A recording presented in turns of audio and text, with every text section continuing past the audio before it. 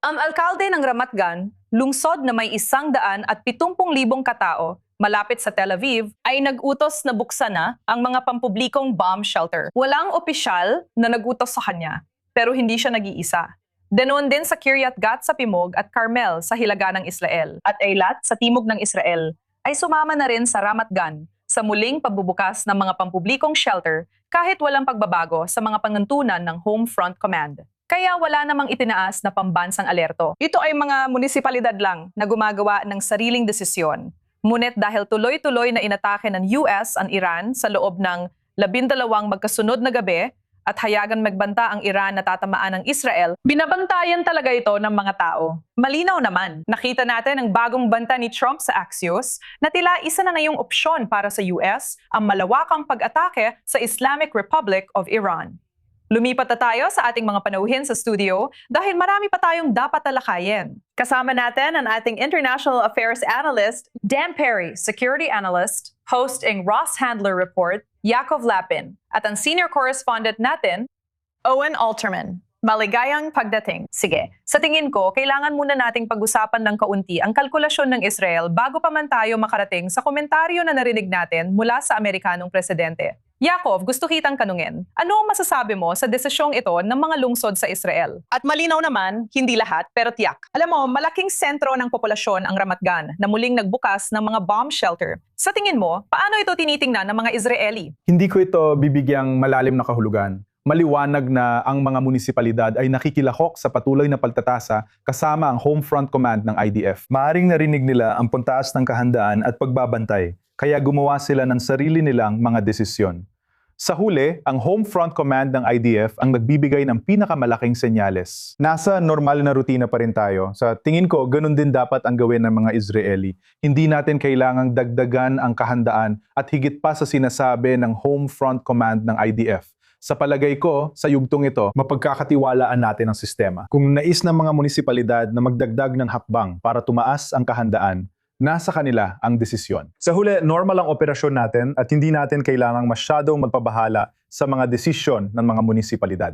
Sige. Ngayon, Owen, gusto kong lumipat sa iyo dahil malinaw nating narinig si Trump na may malaking US na pag-atake na pinaplano ngayon pagdating sa, alam mo na, pag-atake sa Islamic Republic na handang sumali ang Israel sa loob ng 2 minuto kung hihilingin ng administrasyon ng US sa Israel. Siyempre, sinundan niya yon ng pagsasabing magkakaroon ng mga konsekwensya kung makikialam ang Israel. Anong masasabi mo tungkol doon? Tingnan mo, sa palagay ko, ang pangunahing palagay dito, Natasha, gaya ng alam nating lahat, ay talagang gustong-gusto ng Israel na makialam at pinigilan lang ng tigil putukan at ayaw talaga nilang sumunod sa pulisiya ng tigil putukan. Pinakamababa, nais nilang gamitin ang doctrine ng mowing the lawn laban sa Iran para sirain ang nuclear program at military assets nito hanggat kaya.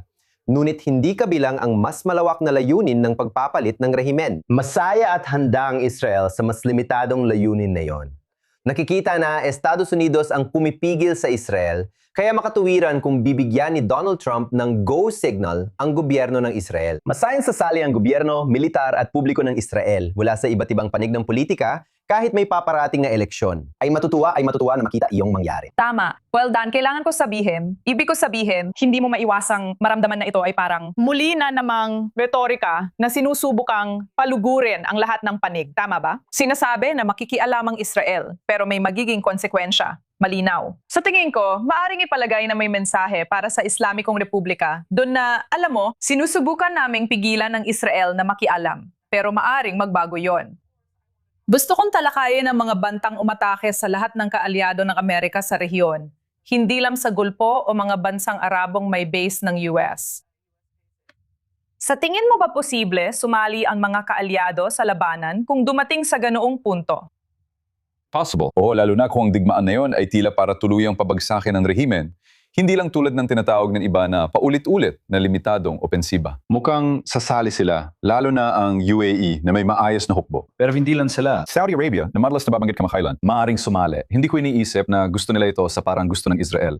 Mas gusto nilang umiwas. At hindi ko rin iniisip na gusto nila magpatuloy ang digmaan dahil ang mga bansa nito ay hindi interesado sa anumang paulit-ulit na limitadong pag-atake. Gusto nilang mawala ang rehimen. At kung hindi mawawala ang rehimen o hindi ito tuluyang mababago ng paraan na mukhang wala namang mangyayari sa mga iyon, sa tingin ko handa na silang magpubaya sa ilang paraan, kahit nakakalungkot. Sa palagay ko, kailangan nating umatras at tandaan na ang doktrinang militar ng Israel ay hindi inilalantad ang sibilyang populasyon nito dahil maliit ang bansa. Isa itong demokrasya at hindi kayang tiisin ng mga demokrasya ang matagalang pinsala sa sibilyang mamamayan. Gawing maikli, malinaw, tiyak at mabilis. Ang 6 na araw na digmaan ang naging rurok, pero halos lahat ng digmaan ay ganito rin at naging doktrina na talaga ito. Ngayon, pinag-uusapan natin ang ibang mga doktrina tulad ng pagsakop sa ilang bahagi ng iba't ibang bansa bilang buffer zones. Iyon ang doktrina ng Israel. Tuwing naririnig ko ang kagustuhan ni Netanyahu na simulan ulit ang digmaan at ang mga hinala kung paano nakasali ang politika rito. Tuwing naririnig ko ang mowing the lawn, naisip ko ang mga Israeli na muling gugugol ng panibagong 8-8 linggo sa mga bomb shelter.